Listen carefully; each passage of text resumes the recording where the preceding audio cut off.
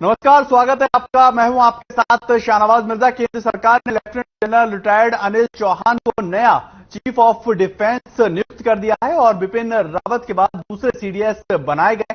सेना में 40 साल तक अपनी सेवाएं दे चुके अनिल चौहान पिछले साल ही सेवानिवृत्त हुए थे और पिछले साल दिसंबर को एक हेलीकॉप्टर हादसे में देश के पहले सीडीएस जनरल बिपिन रावत की मौत के बाद सीडीएस का पद खाली था और उसके बाद इनकी अब नियुक्ति जो है वो की गई है।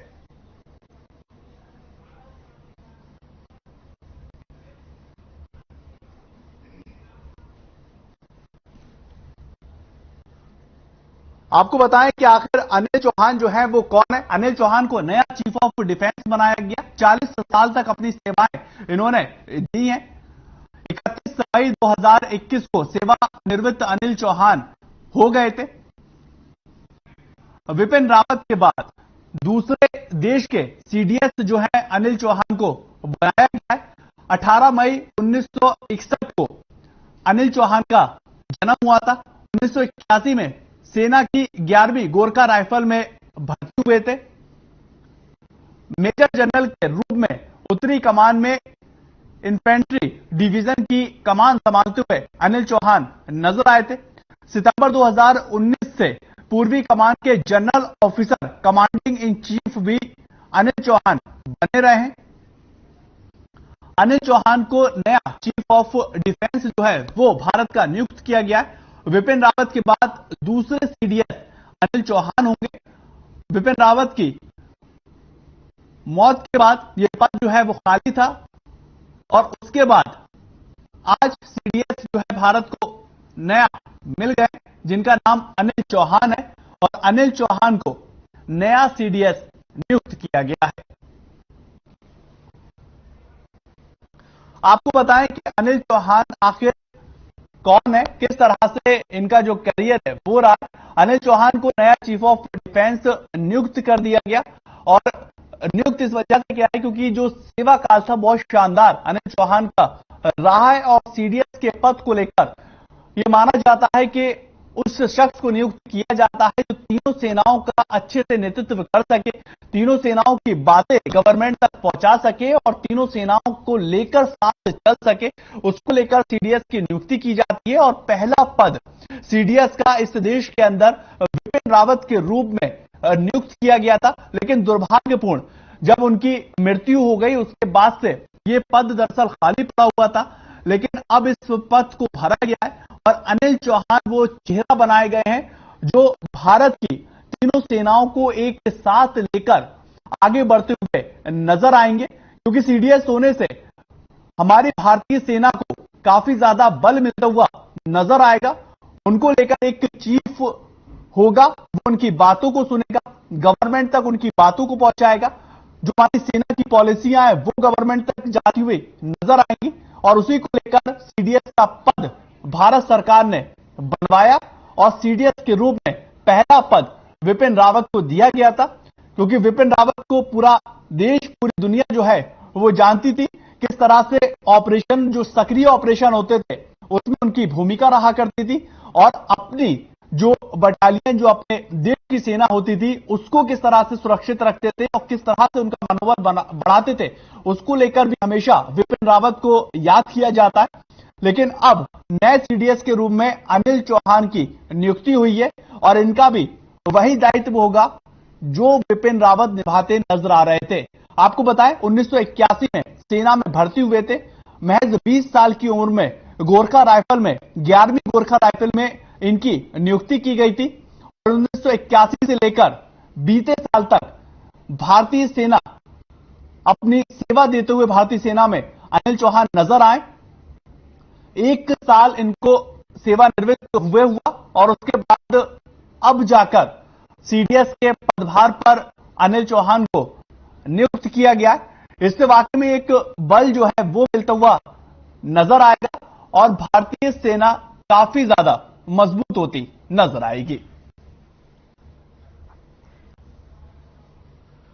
उधर जिला लोक संपर्क और परिवार कमेटी के नए चेयरमैन बनाए गए हैं, जिसमें सीएम मनोहर लाल फरीदाबाद के चेयरमैन बनाए गए। डिप्टी सीएम दुष्यंत चौटाला को रोहतक का चेयरमैन नियुक्त किया गया और गृह मंत्री अनिल विज को हिसार के चेयरमैन बनाए गए। शिक्षा मंत्री कंवरपाल गुर्जर पानीपत और परिवहन मंत्री मूलचंद शर्मा सोनीपत और बिजली मंत्री रंजीत चौटाला महेंद्रगढ़ और जिंद के चेयरमैन बने। तो वहीं पर कृषि मंत्री जेपी दलाल गुरुग्राम और सिरसा सहकारिता मंत्री बनवारी लाल पलवर और अंबाला के बने। शहरी निकाय मंत्री कमल गुप्ता करनाल और कुरुक्षेत्र के चेयरमैन बनाए गए। पंचायत मंत्री देवेंद्र बबली भिवानी और नू के सामाजिक न्याय मंत्री ओपी यादव पंचकुला और झज्जर के। महिला एवं बाल विकास मंत्री कमलेश ढांडा यमुनानगर की चेयरमैन बनी है। इसके साथ ही श्रम एवं रोजगार मंत्री अनूप धानक चरखी दादरी रेवाड़ी के चेयरमैन बनाए गए। ये बड़ी जानकारी आपको दे रहे हैं। दरअसल प्रशासनिक फेरबदल इसको माना जाएगा, क्योंकि यह माना जाता है कि जो चेयरमैन का पद है वो प्रशासनिक के तौर पर फेरबदल होती रहती है। जिला लोक संपर्क और परिवार कमेटी के लिए ये चेयरमैन का पद बनाया जाता है और इसको लेकर सीएम मनोहर लाल को फरीदाबाद का चेयरमैन नियुक्त किया गया और दुष्यंत चौटाला रोहतक के चेयरमैन बनाए गए।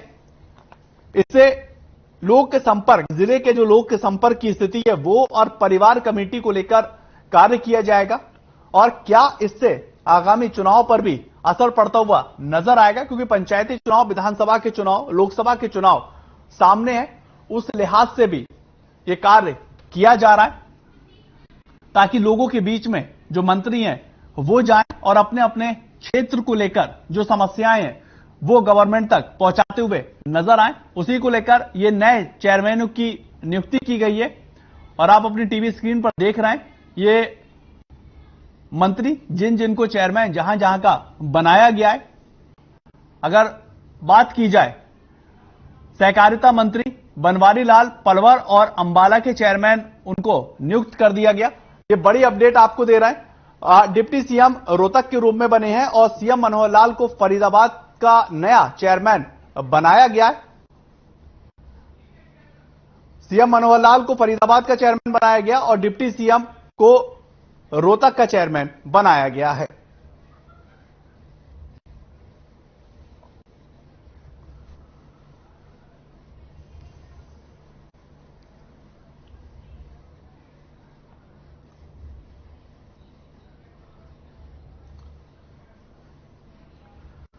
तो वहीं पर चंडीगढ़ इंटरनेशनल एयरपोर्ट का नाम अब बदल दिया गया है और अब ये शहीद भगत सिंह इंटरनेशनल एयरपोर्ट के नाम से जाना जाएगा। इसमें पंचकुला और मोहाली का नाम नहीं जोड़ा गया है। आपको ये जानकारी दें कि बुधवार को केंद्रीय वित्त मंत्री निर्मला सीतारमण वहां पर पहुंची और नाम बदली का उद्घाटन करती नजर आई।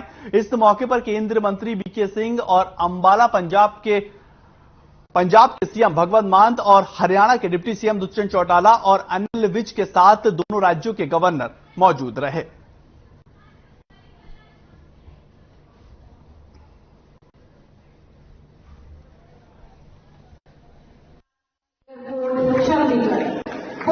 शहीद आजम भगत सिंह जी की आज हुई और उसके उपलक्ष्य में चंडीगढ़ इंटरनेशनल एयरपोर्ट का नाम आज से शहीद भगत सिंह इंटरनेशनल एयरपोर्ट चंडीगढ़ रखा गया है। मैं मानता हूँ ये आने वाली पीढ़ियों के लिए प्रेरणा भी है और आने वाली पीढ़ियों को ये बताने का भी काम करेगी कैसे एक युवा ने 3 साल की आयु में जब उससे पूछा गया कि किस चीज की खेती करी तो उसने कहा बंदूक की खेती करी और अंग्रेजी हुकूमत के साथ उस आयु के अंदर लड़कर अपनी जान का बलिदान देने का काम किया।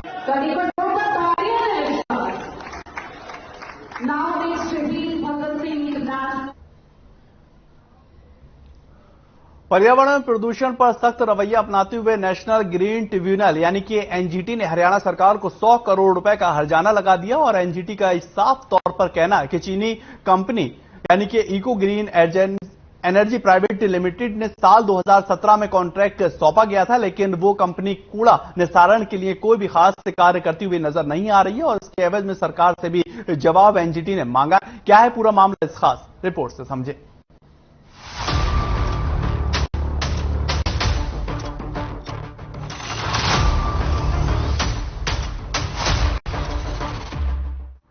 नेशनल ग्रीन ट्रिब्यूनल ने गुरुग्राम में कचरे के प्रबंधन के काम को लेकर नाराजगी जताई है।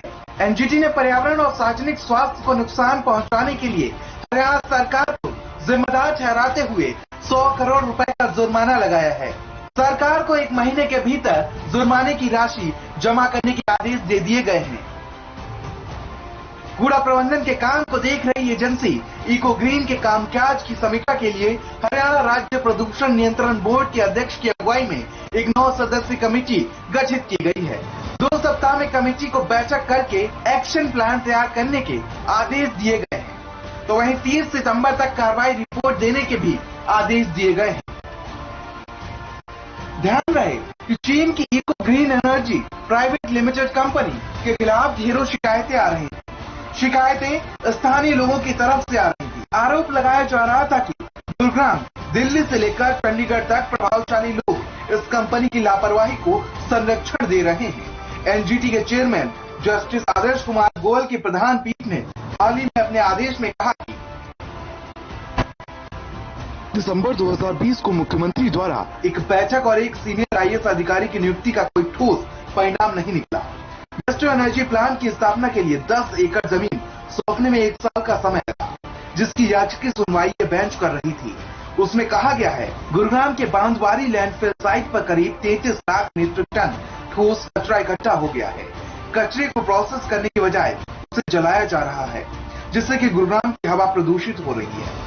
इससे आम लोगों के साथ साथ वन्य जीवों पर भी असर पड़ रहा है। ध्यान रहे कि इससे कुछ ही दूर असोला भाटी वन्य जीव अभ्यारण्य में 193 प्रजातियों की पक्षियां हैं। बड़ी संख्या में औषधीय पौधे हैं। दुर्लभ प्रजाति की तितलियां, काला हिरण, गोल्डन सियार और तेंदुआ भी है। इन सबको इस प्रदूषण से भारी नुकसान पहुंच रहा है। इसके अलावा नेशनल ग्रीन ट्रिब्यूनल ने इको एनर्जी कंपनी और हरियाणा सरकार की कई लापरवाही पर फटकार भी लगाई है। एनजीटी ने हरियाणा सरकार पर 100 करोड़ का जुर्माना लगाया है।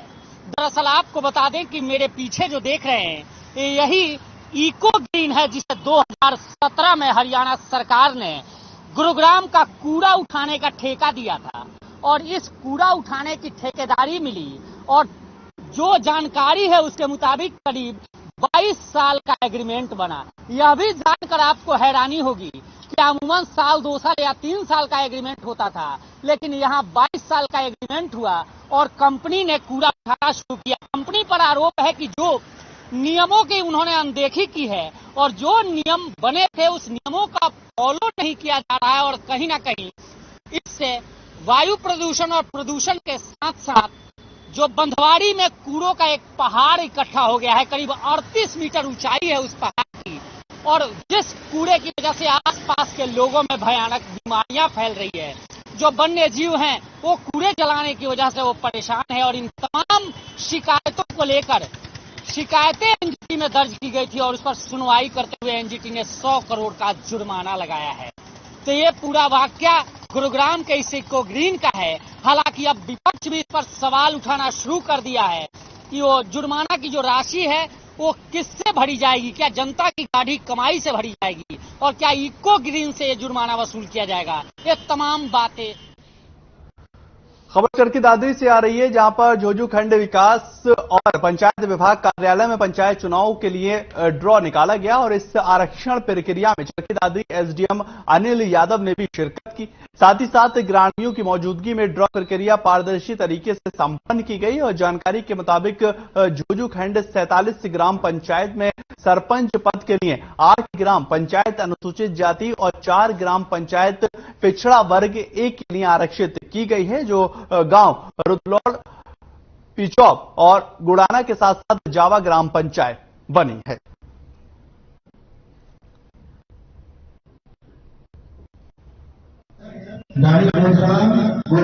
चलेगी सारी 47 गांव का ब्लॉक है झोझू। इसके अंदर 4 गांव का बीसीए का ड्रा के द्वारा निकाला गया है नाम उनका, और उसकी लिस्ट आपको भी मिल जाएगी इनके माध्यम से। और ये आज का जो भी ये ड्रा था ये 3 तरह के चुनावों के लिए था, पंचायत समिति, पंच और सरपंच। और ये इस ब्लॉक झोझू के सभी तीनों तरह के जितने भी ये चुनावों के लिए ड्रा निकाल दिया गया है। जो हमारा सरपंच पंचायत समिति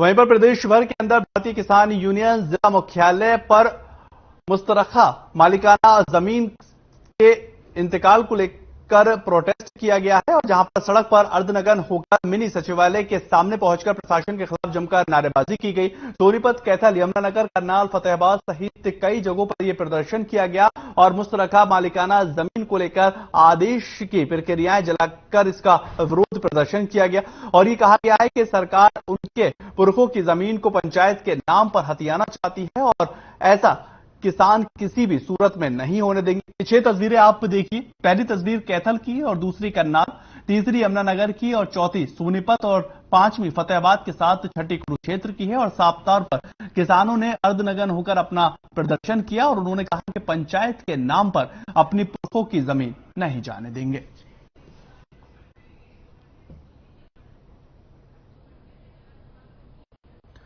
दरअसल किसान जो है अपनी पुरखों की जमीन को लेकर ये विरोध प्रदर्शन दर्ज करवा रहे हैं और वो साफ तौर पर कह रहे हैं कि जो गवर्नमेंट अध्यादेश या बिल लेकर आई है उसको वापस लेना होगा और जो हमारी पुरखों की जमीन है वो हम इस तरह से नहीं सौंप सकते हैं। उन्होंने साफ तौर पर कहा कि पंचायत के नाम पर हम अपनी जमीन नहीं देंगे और जो हमारा मालिकाना हक है वो हम लेकर रहेंगे।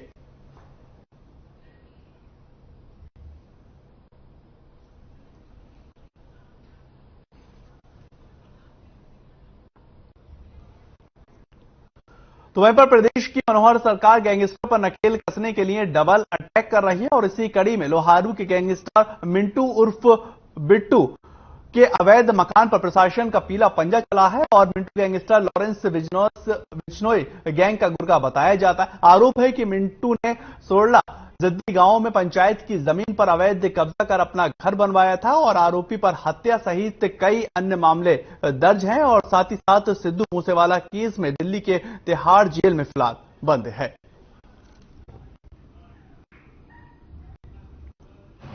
5-6 साल से इस पर नजायज कब्जा हो रहा था। नोटिस भी दिए 6-7 कनाल जमीन है, कई बार नोटिस दे चुके हैं लेकिन हाईकोर्ट का आदेश तोड़वा रहे हैं। किसी तरह बैल भी है उसको कब्जा हटवाने के लिए हम लग रहे। देखिए, मोडरसिया गांव में एक अपराधी है जो मक्का में बंद है, तिहाड़ जेल दिल्ली में सिद्धू मूसेवाला केस में है। उसके खिलाफ 20-22 केस और भी हैं, लूट डकैती हत्या के। और पंचायत विभाग की जमीन थी, पंचायत विभाग के साथ की जमीन में इसने कब्जा करके करीब 7 कनाल के आसपास जमीन है। इसमें 10 फुट की दीवार बना के और ऊपर वायरिंग करके इसने कब्जा कर रखा था नाजायज रूप से। वो नाजायज रूप से कब्जे के पंचायत विभाग के कब्जा छुड़वाने के लिए हम फोर्स लेके इनकी मदद के लिए 3 JCB लेके आके कब्जा छुड़वाया। कैथल ट्रैफिक पुलिस ने महज एक दिन के अंदर 32 बुलेट मोटरसाइकिलों का चालान करते हुए 4,65,000 का जुर्माना लगाया और नियमों की अवहेलना करने वाले 8 मोटरसाइकिलों को भी जब्त किया। इसी दौरान ट्रैफिक SHO रमेश चंद ने यह बताया कि SP मकसूद अहमद के आदेश पर यातायात के नियमों का अवहेलना करने वाले चालकों के खिलाफ ये सख्त कार्रवाई की जा रही है।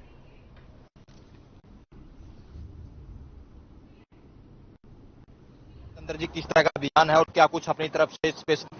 आज हमारे पुलिस अधीक्षक महोदय कैथल श्री मकसूद अहमद जी के दिशा निर्देशानुसार जो बुलेट मोटरसाइकिल मॉडिफाइड होकर साइलेंसर चेंज करके चलाते हैं उनके खिलाफ हमने आज कानूनी कार्रवाई की। टोटल चालान 32 बुलेटों के किए गए हैं, जिनमें से हमने 8 मोटरसाइकिल इंपाउंड की है, जिनका कुल चालान 4,65,000 रुपए हुआ है। खबर सोनीपत से है, जहां पर गीता भवन चौक पर मोबाइल वेलफेयर एसोसिएशन की प्रधान ने हाई वोल्टेज से ड्रामा किया और इसके चलते शहर में अलग अलग चौक चौराहों पर एक लंबा जाम दिखाई दिया और बच्चों को स्कूल वैन पर भी लंबे समय तक जाम में चलते परेशानियों का सामना करना पड़ा और महिला पर आरोप है कि महिला ने मार्केट एसोसिएशन की प्रधान होने का दबदबा दिखाते हुए अपनी मनमानी की। महिला ने रोड के बीच अपनी गाड़ी को खड़ा कर दिया और इसके चलते सड़क पर एक लंबा जाम बन गया। पुलिस कर्मियों ने बताया कि जब उन्होंने अवैध पार्किंग से गाड़ी हटाने के लिए कहा तो महिला ने पुलिस कर्मियों के साथ बदतमीजी की और गाली गलौज की। जो और लोग डिस्टर्ब होती थी, आज ये 3 बार टक्कर मारी ना गाड़ी, इसका थप्पड़ मारे, गले वाले पिट गई। किसको हटाने के लिए? किसको थप्पड़ मारे हैं? रेस होलदार गए। कितने मारे हैं? 20 लेडीज ने। किस बात को लेकर? इसने गाड़ी हटाने की इस बात पर ले गए। बहुत बुरा हाल करे, इतनी बदतमीज। तो अभी क्या स्थिति है रोड की? अभी स्थिति है, इसका 2 बार तक टक्कर मारी, हम बता रहे इसने बेचारे ने, और वो पुलिस वाले आ नहीं रहे, वो सिविल लाइन थाने वाला कोई भी ऐसा, तो इसने कई बार बेचारे ने फोन कर लिया। कौन सी चौकी भी आ रहे? आओ यार, चौकी कौन सी आ रहे?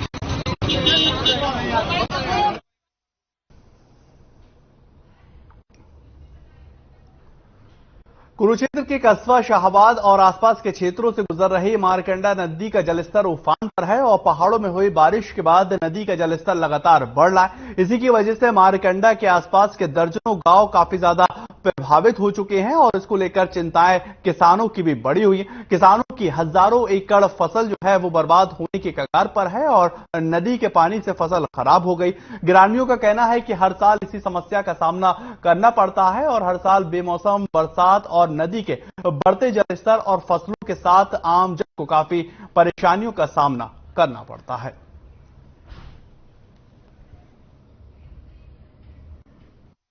मसले के बारे में मेरी एसडीओ इरिगेशन श्री राइल हैं, जिनके पास झांसा और मारकंडा का चार्जेस है, उनसे भी मेरी बात हुई है। तो ये कुछ पहाड़ी क्षेत्रों में वर्षा के कारण 43,000 क्यूसेक कुछ पानी मुलाना से छोड़ा गया था, जिस वजह से मारकंडा नदी का जलस्तर ऊपर आ गया था, किंतु अभी यह पानी धीरे धीरे कम हो रहा है।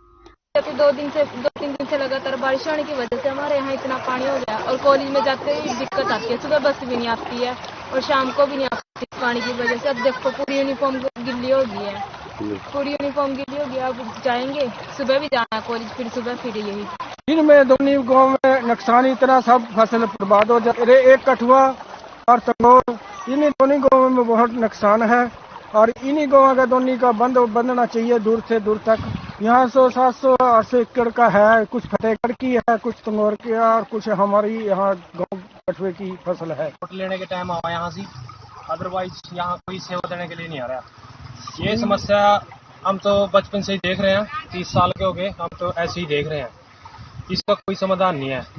यहाँ वहाँ फोटो खिंचवा कर चले जहाँ, ठंडे पी कर चले जहाँ, कोई आज पूर्व मंत्री नहीं आया, कल एमएलए आया था, बस फोटो खिंचवाई और वो चले गया।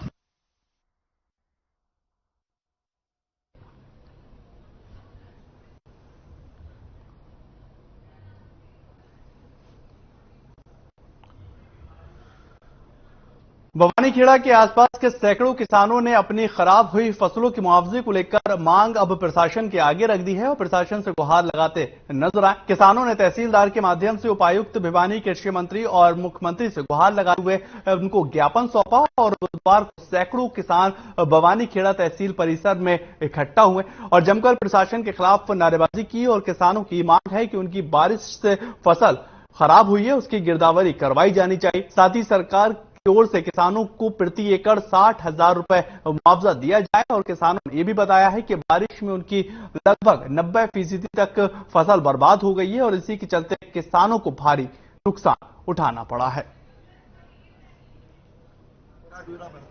उसी तरह किसानों ने जो बरसात की वजह से हमारा नुकसान हुआ उसके मुआवजे के लिए हम आए हैं। हमने तहसीलदार भवानीखेड़ा के माध्यम से डीसी और सरकार को ज्ञापन भेजे हैं और हमने मांग की है कि प्रति एकड़ 60,000 रुपए सरकार दे। उसके साथ साथ हमने तहसीलदार साहब से प्रार्थना की है हमारे खेतों की विशेष गिरदावरी करवाई जाए, जहां जिसका नुकसान हुआ है उसकी कंप्लीट भरपाई करवाई जाए। अगर 1 हफ्ते के अंदर स्पेशल गिरदावरी सरकार ने नहीं करवाई तो हम यहाँ दरी बिछाना काम करेंगे और 60,000। चल फिलहाल इस बुलेटिन में इतना ही। नमस्कार।